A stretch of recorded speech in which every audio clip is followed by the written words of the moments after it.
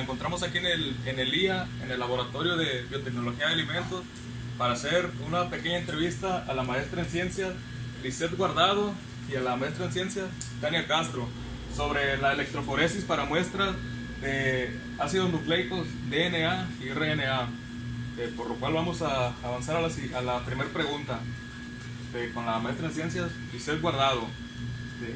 ¿Qué entiende por electroforesis? La electroforesis es una técnica que se basa en la separación de muestras bajo un campo eléctrico y ese se separa en base a su peso molecular. ¿Cuál es el aparato que se emplea para realizar la electroforesis? Bueno, para la electroforesis utilizamos una cámara de electroforesis que consiste en su base una placa y en donde se pone la muestra de gel de agaroso. En este caso también usamos una fuente de poder que aplica el campo eléctrico, un voltaje determinado, así como se configura un tiempo de aplicación de dicho campo eléctrico. ¿Qué trabajos o proyectos se han realizado en electroforesis?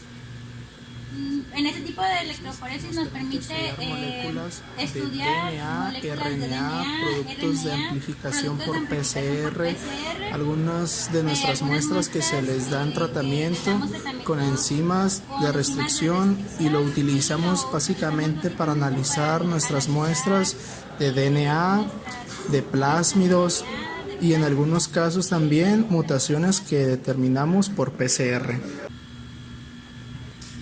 ¿Qué tipo de gel es el que emplean en la electroforesis?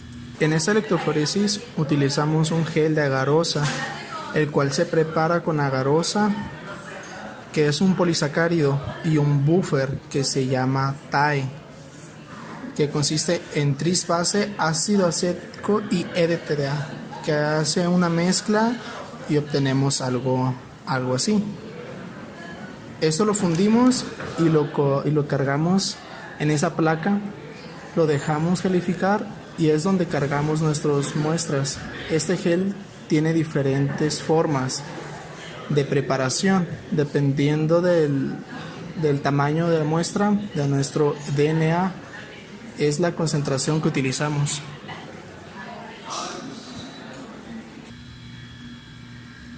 ¿Cuáles son las condiciones necesarias para el funcionamiento del equipo de electroforesis?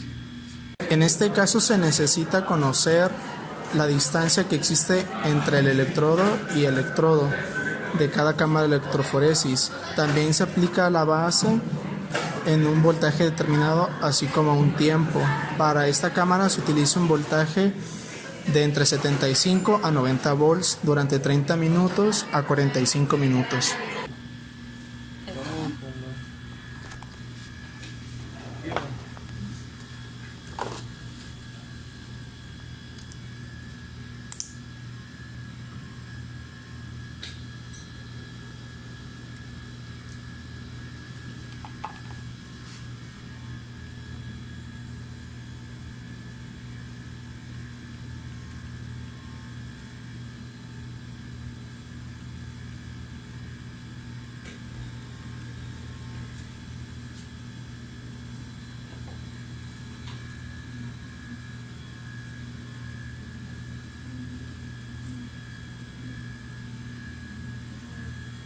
Aquí lo que utilizamos es un buffer de corrimiento, que es todo el líquido que se encuentra en la cámara, que es TAE al 1%. Como ya se había comentado, se elabora con agua destilada, tris, base, ácido acético y EDTA. Y también se necesita un buffer de carga, que es el que le da peso a nuestra muestra. En los geles que se encuentran pocillos, en cada pocillo es donde cargamos la muestra y pues a la muestra de DNA se le puede dar un peso. Este peso se lo da el glicerol y a través de la red es donde va pasando la muestra. El DNA tiene carga negativa, entonces nos permite que emigren hacia la carga positiva.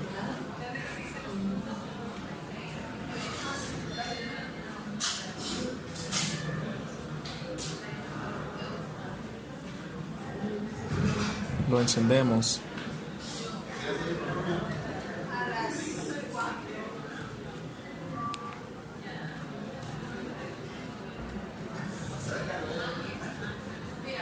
Lo que se comentaba se ajusta a un tiempo, en este caso 45 minutos a 75 volts, y ya hacemos correr la muestra. Aquí el DNA tiene carga negativa y va a emigrar hacia el cátodo positivo.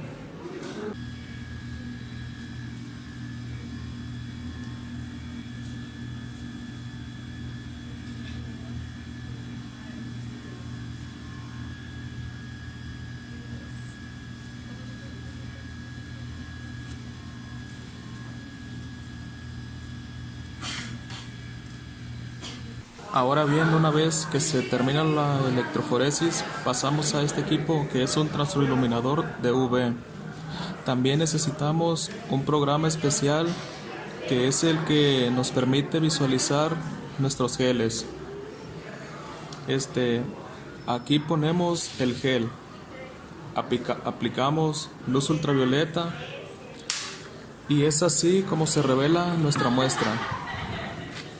Y ese es el resultado. En el primer carril se muestra el marcador de peso molecular y las moléculas que analizamos. Entonces vemos la banda. Nos posicionamos en la banda, vemos en qué marcador, en qué línea de marcador de peso molecular está, y es como determinamos el peso. En este caso, esta es la primera banda, que son de 250 pares de bases. La que sigue es de 500. Entonces esto nos indica que nuestro fragmento de interés tiene un tamaño de 500 pares de bases. Este marcador de peso molecular permite analizar nuestras muestras más o menos de 10 kilobases, y es como quedaría más o menos en esta dirección.